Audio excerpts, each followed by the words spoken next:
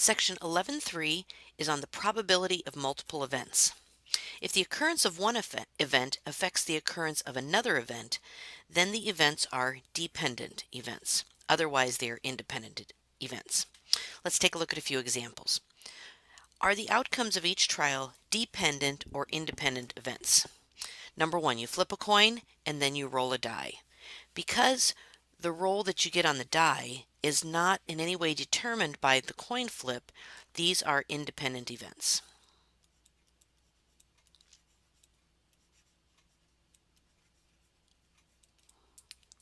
Example number two, you choose a marble from the bag, you keep it, and then you choose another marble. So when you go to choose the second marble, you did not put the first one back in the bag, so the total number of marbles in the bag has changed. So the probability of drawing a particular second marble is affected by the first one, so these would be dependent events.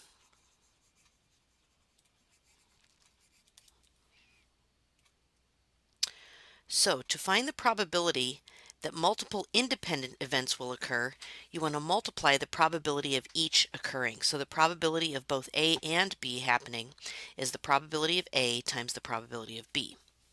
To find the probability that multiple dependent events will occur, multiply the probability of the first event occurring by the probability of the second event occurring after the first. So in some way, something's going to change about that second event occurring. Let's take a look at a couple examples.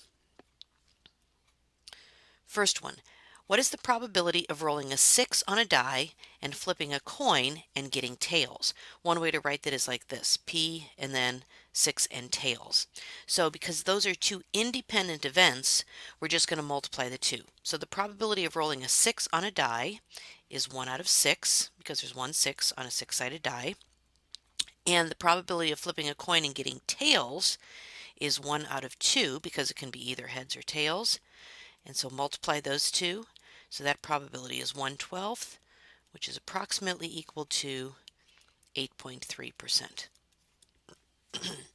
Second example, a bag of marbles contains 5 red, 3 green, and 6 yellow marbles.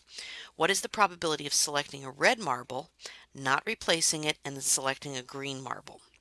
So in the bag we have a total of 14 marbles. So the probability of drawing out a red marble is 5 out of 14. But I don't put that red marble back into the bag, so now I have 13 marbles in the bag, and I'm looking for a green for my second one, so that would probability of that would be 3 out of 13.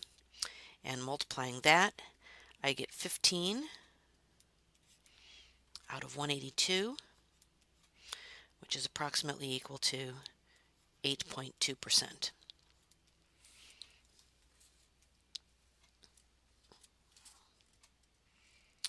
Two events that cannot happen at the same time are called mutually exclusive events.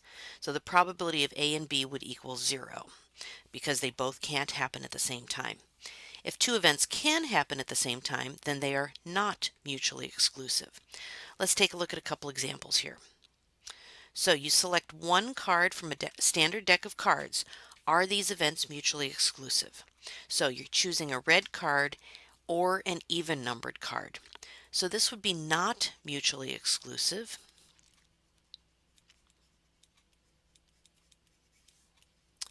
And the reason for that is because a card can be both a red card and an even numbered card at the same time. So for example, you can have the 2 of hearts or the 4 of diamonds. Okay, so the reason for that is a card can be both red and even at the same time.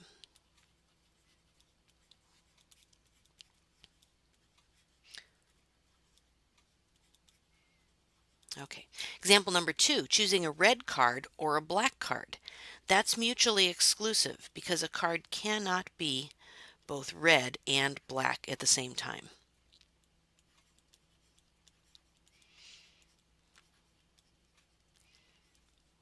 Let me go ahead and write that out. So a card cannot be both.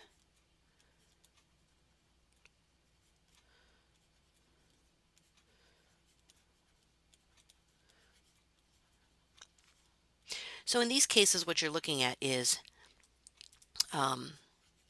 doing just one event. So you're just drawing one card. So can that one card be both red and even? Yes, it can. Can it be both red and black? No, it cannot. To find the probability of two mutually exclusive events occurring, add the probability of each. So the probability of A or B is equal to the probability of A plus the probability of B. And then to find the probability of two not mutually exclusive events occurring, add the probability of each occurring and subtract the probability of both occurring. Let's take a look at a couple examples that show this. Students choose one elective each school year. About 18% choose woodworking and about 38% choose music.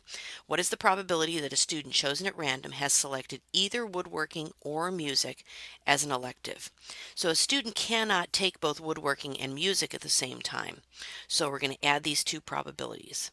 So 18% plus 38% gives me a total of 56%. So the probability that a student chosen at random is taking either woodworking or music is 56%. Second example, suppose you reach into this dish and select a token at random. What is the probability that you will select either a square token or a red token? Now, notice there are square tokens and there are red tokens, and there is one that is square and red. So let's start with the probability of a square token. There are 3 squares, one red, one green, one orange, out of 9. So that would be 3 out of 9. So there's the probability of a square. The probability of a red token, I'll add that. There are 3 out of 9 red tokens. Now I need to subtract the square red token. And there is one of those, because the token can be both square and red at the same time. Here's why we have to do that. In this first fraction here, I've counted all of the square tokens. In the second fraction, I've counted all of the red tokens. Because there is one that is both square and red, I've actually counted it twice, so I need to subtract one of them. So adding that up gives me a probability of 5/9. So in this section, we took a look at different types of probability of independent and dependent events, and probabilities of mutually exclusive and not mutually exclusive events.